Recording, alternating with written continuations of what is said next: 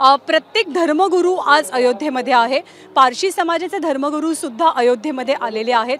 त्यांच्या क्षणीच्या भावना काय आहेत, अयोध्येत येऊन त्यांना कसं वाटतं आहे, त्यांची रामभक्ती कशी आहे, संवाद साधलाय रजत वशिष्ठनं।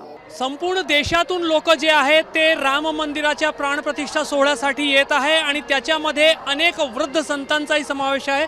महाराज कहाँ से आए हैं आप? हम गुजरात से आए हैं, डाकोर धाम है, वहाँ से आया हूँ।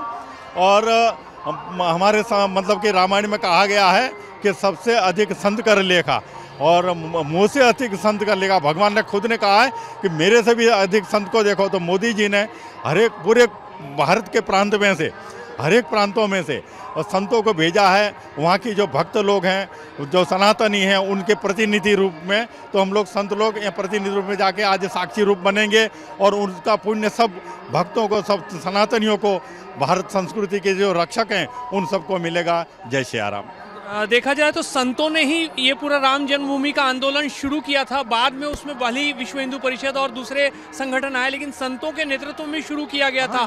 आज स्वप्न पूर्ति हो रही है जी। ये है ना, ये मतलब कि संतों का ये निर्मोही अखाड़े का ये स्थान है, ये जो राम जन्मभूमि है। जी हाँ, वो उनका है।